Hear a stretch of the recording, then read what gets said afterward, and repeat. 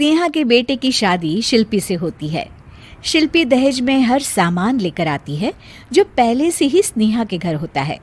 ये सामान स्नेहा के पापा ने उसे दिया था। अरे शिल्पी, मेरा टीवी क्यों हटाया? क्यों हटाया मतलब? अरे बड़ा और अपडेटेड टीवी है ये। स्नेहा को गुस्सा आता है और वो शिल्पी के बड़े टीवी के बगल में अपने पुराने जमाने का टीवी भी रख देती है। बड़ी आई अपडेटेड वाला। अरे बहुत सारी तेरी जैसी बहुओं को जानती हूँ मैं, जो घर से लाए सामान का रौब दिखाती है। ये ना समझ के हम भिखारी हैं। देख ले, हमारे पास भी टीवी है। ओहो, जो करना है वो करो। कोई मेहमान आएगा तो हंसेगा कि एक ही जगह दो दो टीवी। हंसने दे, दुनिया भी तो देखे कि सिर्फ तू नहीं, मैं भी दहेज लेकर आई थी। अब यही हाल हर सामान का हो जाता है।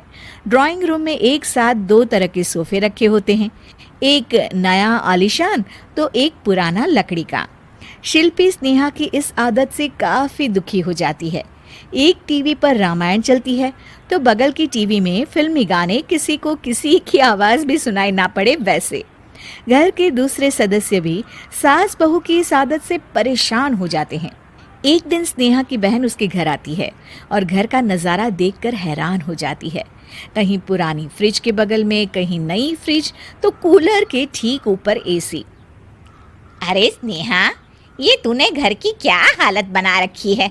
बहू रानी, तू तो नए जमाने की लड़की है, फिर घर को कबाड़ी बाजार सा कैसे सजा रखा है? नया फैशन है क्या? देखिए ना मौसी, माँ जी अपना पुराना सामान निकालना ही नहीं चाहती। वो सोचते हैं कि उनका ही सामान घर में रहेगा।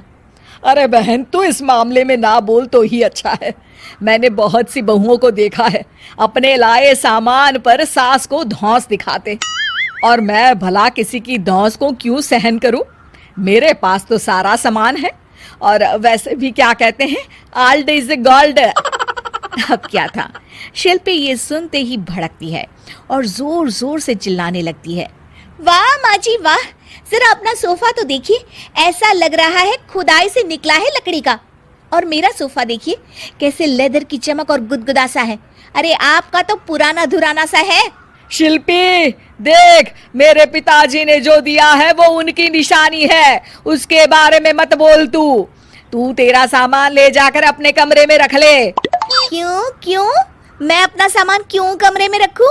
और जो मेरे ससुराल आए वो यही कहे, ओ कितना ओल्ड फैशन घर है। दोनों की बहसा बहसी में मौसी सर पकड़ लेती है।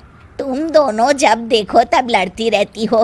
मैं तो चली किचन में बादाम का शरबत बनाने। सुन, बादाम का सिलबट्टा जो मेरी माँ ने दिया था उसमें पीस लेना। तो शिल्पी बोल पड़ती है, मौसी कसम है आपको, आप मेरे पापा की दी मिक्सी में ही बादाम पीसिएगा। खैर, मौसी तो जाती है किचन में, लेकिन ड्राइंग रूम में सास बहू की बहसा बहसी जारी रहती है। तभी शिल्पी को गुस्सा आ जाता है और वो अपने पापा के दिए सोफे पर जाकर जोर से बैठती है, लेकिन तभी सोफा जोर से आवाज कर टूट जाता है। हे भगवान, ये क्या हुआ? ये सोफा कैसे टूट गया? बेटा, अब समझ में आया ओल्ड इज गोल्ड क्यों कहा जाता है। टूट गया ना तेरा सोफा। तभी किचन से जोर से आवाज आती है और मौसी काली पीली होकर किचन से बाहर निकलती हैं। शिल्पी, तुम्हारी कसम के चक्कर में मैंने बादाम के लिए मिक्सी का उपयोग किया था, लेकिन जैसे ही प्लग ऑन किया, अरे मेरा ये हाल हो गया। और भरोसा करो आजकल की चीजों पर। मैंने तो कहा था तुझसे, माँ की सिलबट्टे पर बादाम को पीसती तो तेरा ये हाल ना होता और स्वाद का स्वाद बरकरार रहता। अरे जब सब चीजें घर में थी तो क्या जरूरत थी तेरे पापा को सामान देने की? वैसे भी बहू, आजकल दहेज वही मांगता है जिनकी खुद की काबिलियत नहीं होती। आप ठीक कह रही हैं माँ जी। मेरे लिए ये सौभाग्य की बात थी कि आप लोगों ने पापा से कोई डिमांड नहीं की थी, लेकिन मैं आपको समझ ही नहीं पाई।